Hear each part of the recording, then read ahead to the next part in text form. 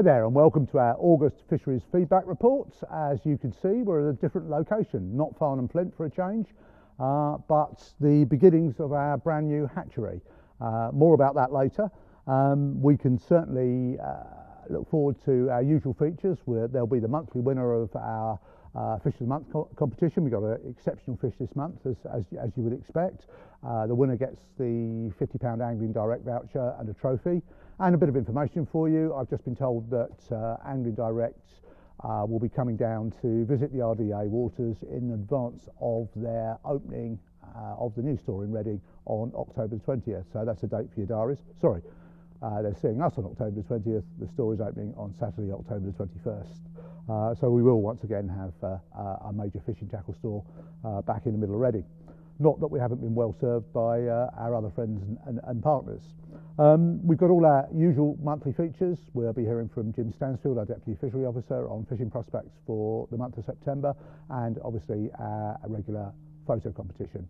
But before then, we thought it would be sensible to have a bit of an update from Del, specifically on the hatchery. So let's go and see what he's been building.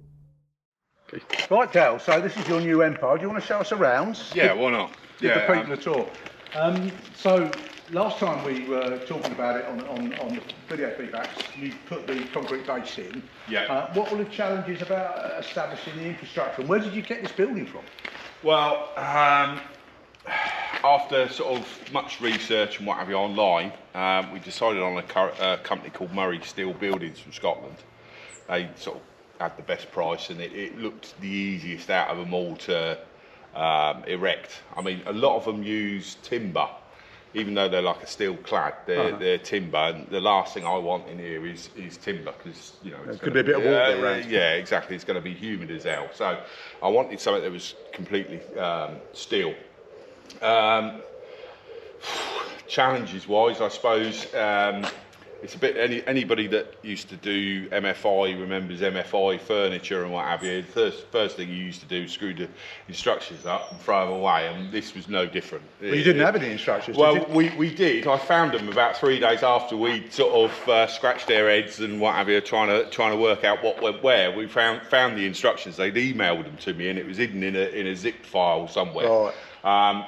But you know, they were just a guide, to be fair, you know, because all these buildings are bespoke built.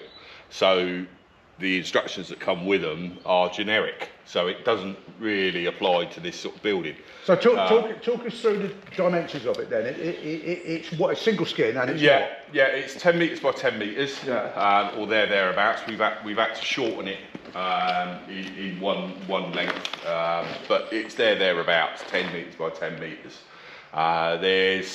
We counted the bolts. There's over 500 of these big bolts that have gone into making it. So you can imagine, you know, the cordless tools have been a godsend this year. You got it up in less than 2 weeks, haven't you? Yeah. I mean, the actual sort of like main frame, if you like. I mean, we had it up in a day.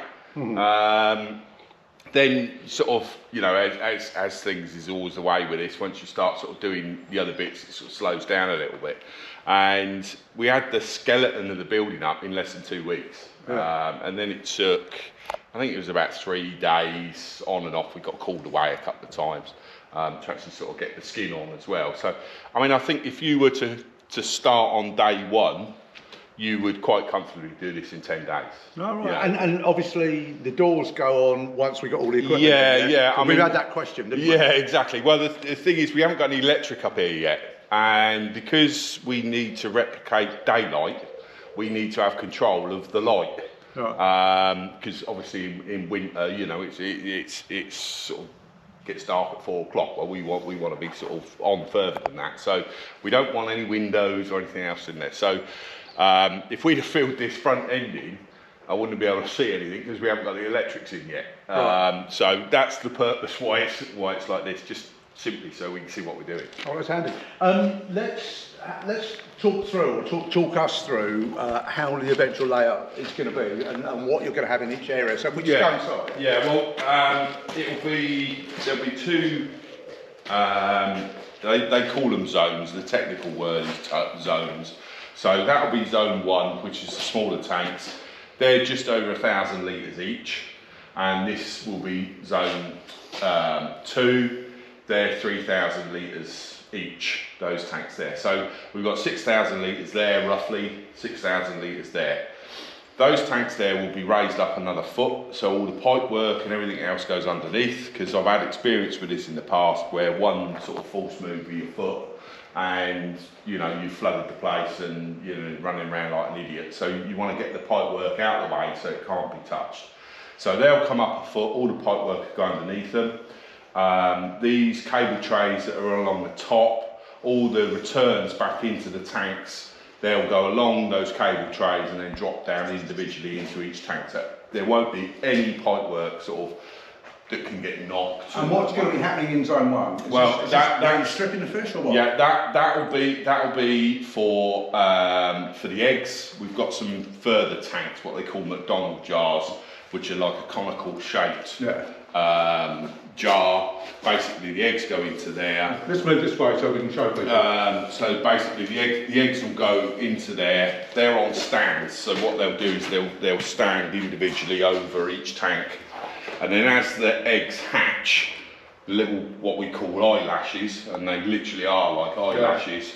That what they'll do is they'll just go with the flow, essentially, and they'll drop into the tanks, and that's where they'll stay. They'll stay in there for about probably 4 or 5 days, and they'll use their egg sacs up. And then once they've used their egg sacs up, then we'll start feeding. All our feeders will be hung from these as well. So these will be automatic feeders, dropping the feed in, automatic feeders, just dribble feeding. So they will then, get a continual stream of feed, so they can just pick and choose as to where they want to do, when they want to do it. So when do the fish get moved over here then? So what will happen is those fish in there will probably stay in there until they're probably about 1 inch long, somewhere around about there, probably 6 weeks, 8 weeks, something like that. Then what we'll do is we'll split them up, and we'll split 70-30 split. 70% of them will go boom straight out into the river. Right. The other 30% will then go into here, one of these, and then it'll be exactly the same system, with the exception of these tanks won't be raised. These will be staying on the floor, but we'll all have overhead feeds and all the water drop down pipes. And how long are the fry going to be in here? And then what they'll do then, we'll grow them on for a year in here. So what we'll have is, hopefully, touch wood, if everything goes okay, we'll have sort of 4 to 6 inch fish that will go in immediately before we start the cycle again. Right. So these fish will probably go in sort of April, May time. So yeah, that's it in a nutshell, really. Well, one last question that everyone's going to want to know is, what are the species of fish you intend to start with, and when do you reckon you're going to be up and running? Well, we will go with how nature intended it, because the longer you can keep the fish in their natural environment before you bring them in and induce them, if you like, then the bigger conversion rate you'll get. The more natural the process is, so you'll get a better conversion rate. So what we'll do is we'll start with dace in April. We'll move on to roach in May. Then there'll be a little bit of a gap to sort of mid-June, when we'll get the chub and the barbel. So it'll be roach, dace, roach, chub, barbel. Every river angler stream. Well, Dale, thank you very much for that tour. We'll obviously give people further updates as the hatchery project develops, but it's incredibly exciting, and congratulations to you and all the guys for the work that's been done. It's incredibly impressive. Yeah, it's getting there, and we want this to be wet this Christmas, because obviously things are going to be wrong. And we are going to have little things that we've got to adjust.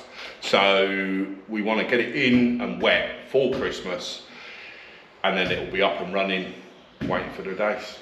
And just in case people think we're making this up as we go along, we have got the world-beating expertise of the Environment Agency Fish Farm at Calverton to fall back on, and they're just a phone call away. Oh, they've been incredibly supportive already, haven't they? Yeah, lots and lots of people. I mean, I deal with a lot of commercial fish growers, as well. They've been, you know, everybody without exception is behind this, and you know, Calverton, there's nobody better really.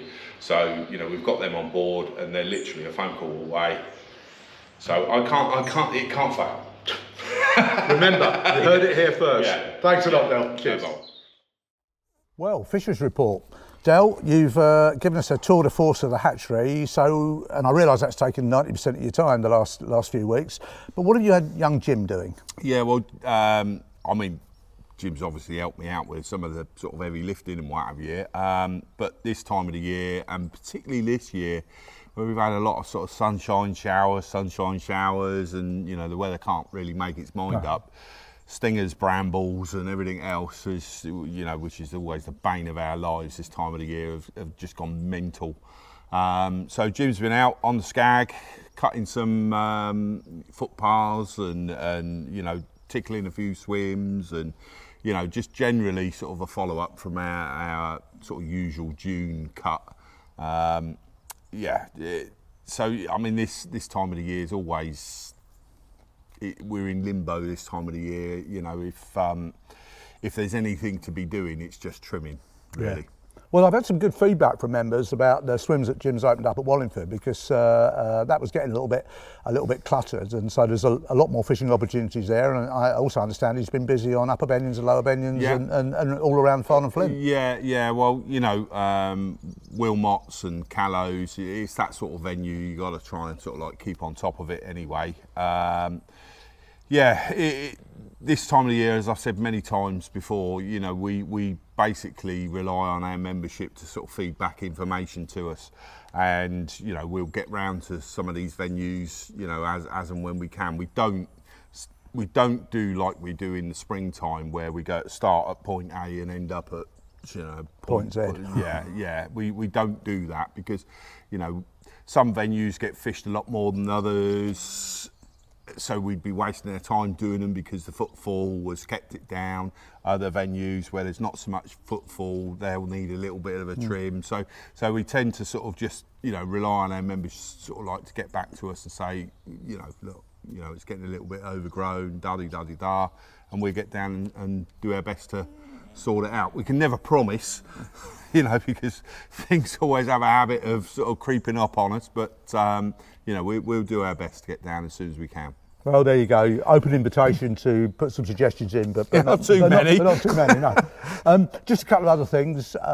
We're very keen, and we've said this on here before, very keen to replace our Maple Durham venue. So I'm busy looking with Del at a new possibility on the Thames. Can't say where it is at the moment, but you know, if we pull this one off, it's a prime Thames venue that back in the day, when I used to fish Winter League matches, was the place you wanted to fish. Yeah. So more when we've got that nailed down and got the leases signed, but we are looking to have new Thames fishing opportunities for Redden District members, so that will be very exciting, and you'll hear it here first.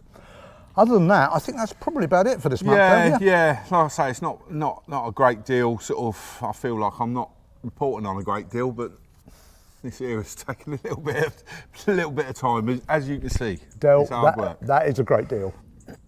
Right, fish of the month. Well, Del, I've highlighted 3 that I'm considering. We've got this amazing roach, just a fraction under £2. I think it was £1.14 and a bit. The Andy Dog caught from the Thames, and what a pristine fish that is, eh? Yeah, and that's not the only one he's had. No. Some big old Thames roach showing this year. Yeah. So, and they're one of my favourite species as well, which is always nice. Well, that's nice to see big roach. But I think we'll probably wait till the £2 comes out before that wins the money. It'll happen. It will later in the year. Then there's Scott Elvin. I mean, Scott, lovely guy. He's featured on these videos before with carp from our waters. This 10.5 brown trout is a beast, isn't it? I mean, I trout fish, as you know, a lot of people know, and I fly fish, and that genuinely is a fish of a lifetime. I mean, it's banded around fish of a lifetime quite a bit, but that genuinely is. I mean, I know a lot of fly anglers that would give their right arm to catch a fish like that. Yeah, probably won't catch them on garlic pellets though. But there you go. So that's an incredible fish. And then of course there's a lot of barbel, as we'll see later when we go through the photo gallery. But the best of the barbel this month was Jan Cundy with this 14-pound fish. Again, very, very impressive beastie, isn't it? Yeah, and particularly this time of the year as well. You know, that's a big weight for this time of the year. I mean, that's potentially a 16-pounder come the winter time. Well, I'll have a wager that will certainly be featuring 15-pound fish this winter. Yeah, I really definitely. do. So there can only be one winner, and this month it goes to Scott Elvin for his 10.5-pound brown trout from the Kennet. An amazing fish. Congratulations, Scott. Please get in touch with us and we'll arrange an opportunity for you to be photographed having both your trophy and your £50 Angry Direct voucher. If anyone else is wanting to enter the competition, all details are on our website, or you can just message me through Facebook. We're very, very keen to highlight the superb specimen fishing that the Redden District ticket offers. So well done again, Scott, and well done to Jan and to Andy and all the other people that have caught such great fish over the last month.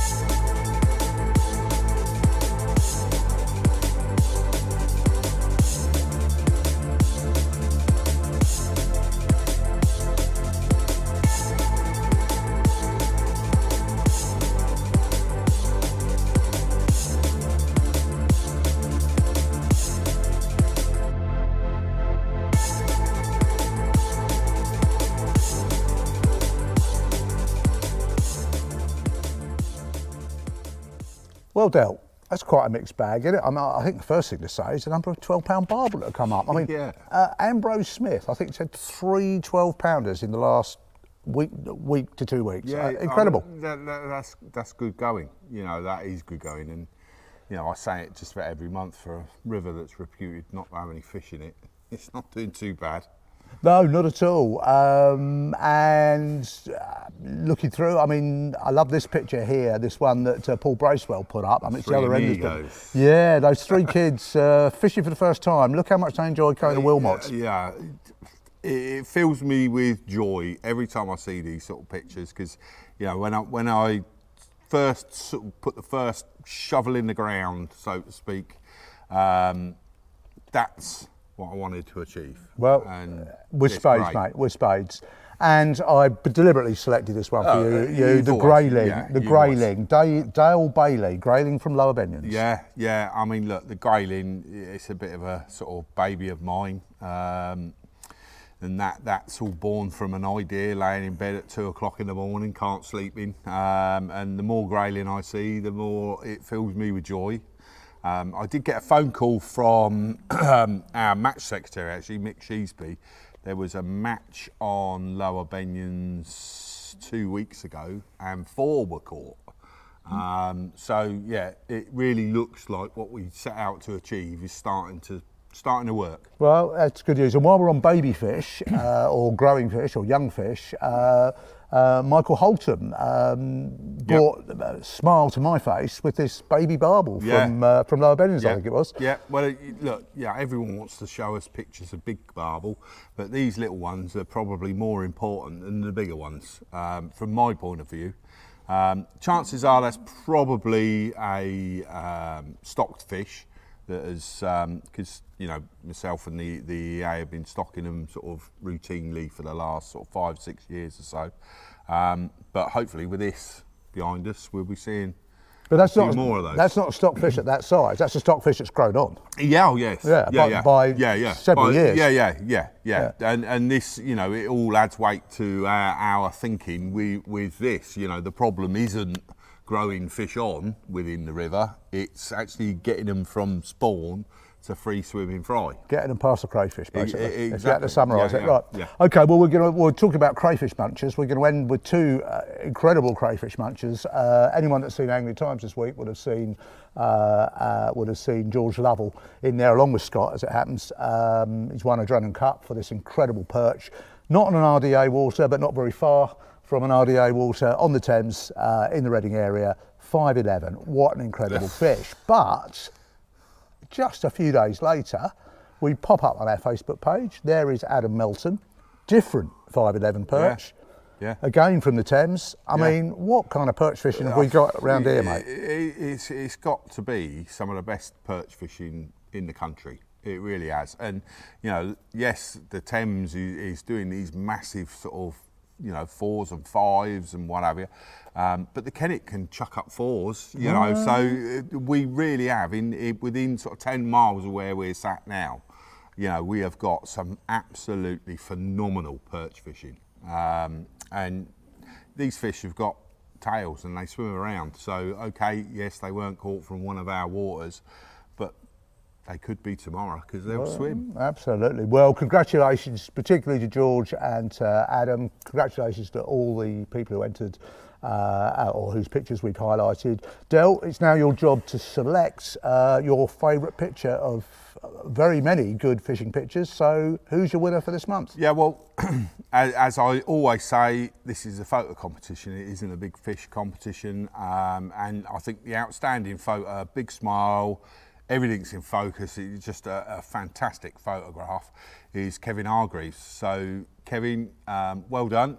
If you'd like to contact us via Messenger or through Facebook, and give us a choice as to whether you want a carp fishing pack or a coarse fishing pack, and of course the Reading District helmet. Well, that's next. The Reading District cap. Let us know and we'll make arrangements to get you to come and pick it up. Thank you very much, and congratulations, Kevin.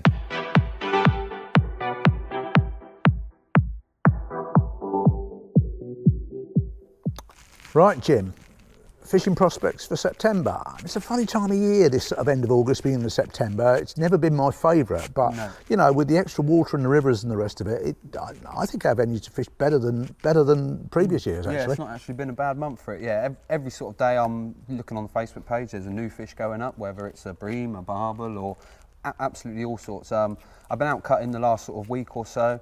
I've been to sort of 3 or 4 different venues, and across those venues, there's been people catching everything from small gudgeon right up to double-figure barbel when I've been wandering about with a mower. So it's great to see that the guys are out there, as you say, in this sort of tricky time of year when you've got these bright days. They can be tricky days for fishing, but it's great to see the guys still out there and giving it a go. Yeah, so tell me about bream then, because in the photo gallery we've just gone through, and there's been some decent bream showing. Where would you recommend people who fancied a bag of bream target? Because September's not a bad month to target bream, is it? Yeah, Yeah, again, all of our venues have got them. Actually, a lot of the canal venues that hold bream in, but one place, as a lot of guys would have seen on the Facebook page recently, is Green Park. If you take a walk over a Green Park on a sunny afternoon, you will see shoals of bream sat out there basking. So I get on a sunny afternoon, they might be quite tricky to catch, but when you get these dull overcast days, you want to be getting yourself over there, a couple of feeder rods, and just keep that feeder plopping in. You can have a great day's bream fishing over there. And when we say Green Park, we mean long water, really. Yes, long water lake, yeah. And make sure you go into 100 long water and just book yourselves in, just so the security know you're there and you're around. And also on the Kennet, there's a couple of venues we've got, and there's one in particular. There's a couple of big bends down towards the bottom of a section, and they hold bream all the time. So there'll be a few guys that already know where that is, but there's a big bend somewhere on the Kennet, and there's shed loads of bream there to be caught. Not a million miles from Burfield. No, that's the one. Yeah, and of course there's a famous bream pegs right down the bottom at the junction of Shitty Ditch, isn't there? Yes, yeah, where that comes out. Yeah, always, whenever they sort of have matches down there, there's always a few bream being caught down there, so another place to go at. So that's bream. Tell us about roach, because I'm hearing good stories, not just of those big roach in the Thames, but of decent bags of roach on hemp now coming out from the Thames and certain parts of the Kennet. Yeah, again, the roach, they can be all across our venues. Some days you might sit in a peg for a while. If you're not keeping that feed going in, some days they just will not switch on. So again, for the guys I see that do successfully on the rivers for the roach, keep the feed going in, draw those fish up, and once you've got them really going, it can literally be a fisher chuck. Mm-hmm. And where would you target on a Kennet for the roach? For the Kennet, we've got lots of venues. One of my favourite venues is probably Ufton. Ufton down there is stacked full of silverfish down there. You can always get a sort of decent swim down there. There's lots of good runs for trotting down there, and sort of the far margin for a bit of feeder fishing and things. So. And also upstream from there into Gudgeon Alley on the bottom of Lower Benions is also known for its roach and dace. That's quite renowned for actually big roach, yeah. I do know a chap that lost a big one there a while ago, but yeah, he'll get back there one day to catch it. I'm sure. And of course, the usual barbel fishing is going to carry on right until the river goes very, very cold, isn't it? Yeah, that's it. Yeah. Again, these barbel, these sort of sunny days, you might be struggling a bit through the sunny days, but if you get an overcast day, you can catch them in the middle of the day. So just make sure you sort of pick your days for your barbel fishing. Stick it out for just an hour or so into dark, because come that sort of when that light starts to drop and it just gets that shadow onto the water, those barbel will be drifting out of the snags, and that's going to be the time to get them. Well, thanks very much, Jim. That's great advice. And are you going to get out yourself? Yeah, I'm actually off to France for a week as of tomorrow, so fingers crossed. Hopefully a few lumps out there. Oh, we'll certainly, if you catch yourself a 60-pound carp, we'll feature it on the video. Yeah, fingers crossed. Good luck, mate. Cheers. Well, that's it for another month. I hope you found that interesting. Obviously, there'll be more updates on the hatchery and the other projects we're involved in as we go through the rest of the year. Coming into a good time for fishing, as Jim has said, so have a great time out there and tight lines.